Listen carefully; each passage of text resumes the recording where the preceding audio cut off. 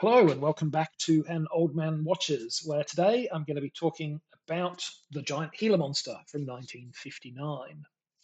There are parts of the West that are still unexplored. This film's introductory voiceover informs us where the Gila monster dwells and who knows how large they could grow. Well, Mr. Narrator Man, given the name of the movie, I'm guessing your answer is going to be pretty darn large. We then switch to two teenagers who are necking in a car. Uh, Given this kind of behavior, whilst they don't slather themselves in barbecue sauce, in this kind of movie, they may as well have done. Their vehicle is knocked down an embankment by a sudden attack. All we see of the culprit is one large foot swatting the camera, but I'm going to display my deductive reasoning skills and posit the culprit will prove to be an uncommonly large lizard. The film, however, is now going to take a long diversion into teen soap opera, probably because having a bunch of kids, or at least a bunch of people pretending to be kids, awkwardly attempt to act is a lot cheaper and easier to film than even the embarrassingly basic effects on offer in this film. We get a lot of blather that amounts to Chase is a good kid, really, but mean old Mr. Wheeler keeps treating him like some kind of hoodlum. Well, it's probably because of that hot rod Chase drives. Now, you see the way I worked in a mention of Chase's car there? The film is not going to be that subtle. Now, the missing male teen is Mr. Wheeler's son, and he insists, fairly reasonably, that the sheriff gets out and find the lad. Oh, and the girl too, if possible, I guess. The sheriff decides to begin his investigation by talking to Chase, not because there's any particular evidence to link Chase to the disappearance, but he's the film's main character, and this movie has to get him involved somehow. And that sets us up for the movie's twin narrative strands. Chase's not terribly competent and really rather brief search for the missing teens, and his even less confident and regrettably nowhere near as brief search for rock and roll stardom. Oh, well, at least he has that cool car, right? So the Giant Gila Monster was shot back to back with another monster movie, the Killer Shrews, and like that film, this production was the brainchild of Dallas businessman Gordon McClendon, who owned a chain of drive-in theaters and wanted to produce his own movies to show in them. Billed as the first feature films to be shot and produced in Dallas, both movies were directed by special effects artist Ray Kellogg. Kellogg also wrote the story for this film, which was then converted into a screenplay by Jay Sims, the writer of Killer Shrews. Now, I did a video about the Killer Shrews back in June. It's not a terribly good movie, and the monster effects in particular are terrible. While Kellogg may have produced effects for a career, there's only so much he could do on the film's tiny budget. But Shrews is in many ways a smartly produced feature. It utilizes a small cast in limited locations, which help to keep costs down, and it has a script that manages to let the inevitable monster mash unfold without the protagonist doing anything blatantly foolish in the process. They make mistakes, but they're not obvious mistakes necessarily. Now, although also a low budget affair, the Giant Gila Monster actually had nearly 50% more money allocated to it than the Killer Shrews did. So was the cash well spent? Well, perhaps in terms of financial return, the movies did okay, but in terms of quality of movie, definitely not. This is a considerably less successful film than its co-production. So let's talk about why.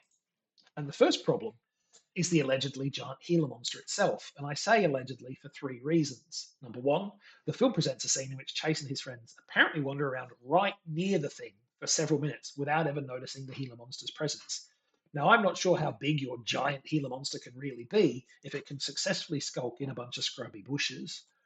Mind you, reason two, it seems like the film's not actually sure how big the monster is in the first place. The final sequence establishes it as about as the size of a barn, but this isn't wholly consistent with the size that's been depicted in previous scenes.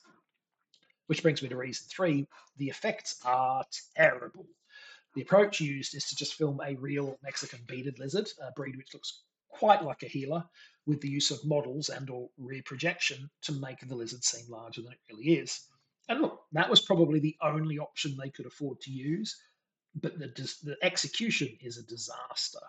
For instance, in the first sequence where we see the monster, the shot composition is so bad, it actually took me quite a while to realize that it was supposed to be the monster and not just a regular sized lizard. Then there's the big set piece where the Gila monster terrorizes a train, by which I mean that it lethargically crawls on and around an obvious model train with screams dubbed in post production. It's terrible, frankly. Now, presumably in an effort to double down on the teen viewers who are the film's target market, the then 53-year-old Kellogg decided to make this not just a monster movie, but also a rock and roll picture.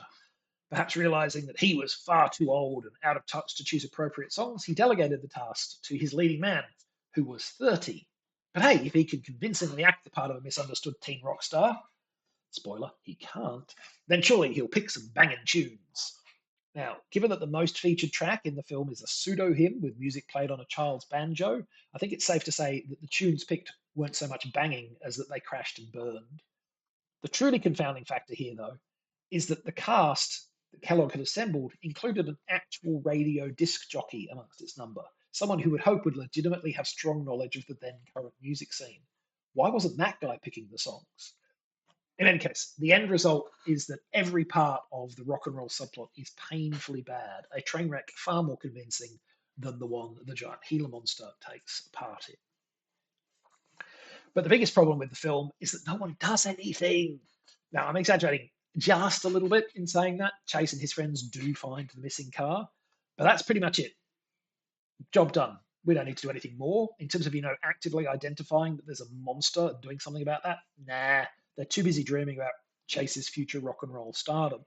In fact, the only reason the monster even gets stopped is because it obligingly attacks the big party that Chase decides to throw in an isolated barn.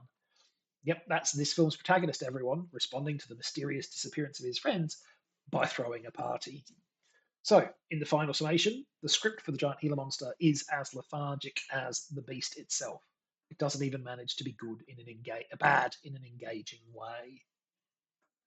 Next time, another case where a special effects artist took the director's chair as they take a look at the Stan Winston helmed TV movie How to Make a Monster from 2001. But that is next time. Until then, thanks for watching. I hope you've enjoyed it. And if you've seen the giant Gila monster, let me know what you thought of it.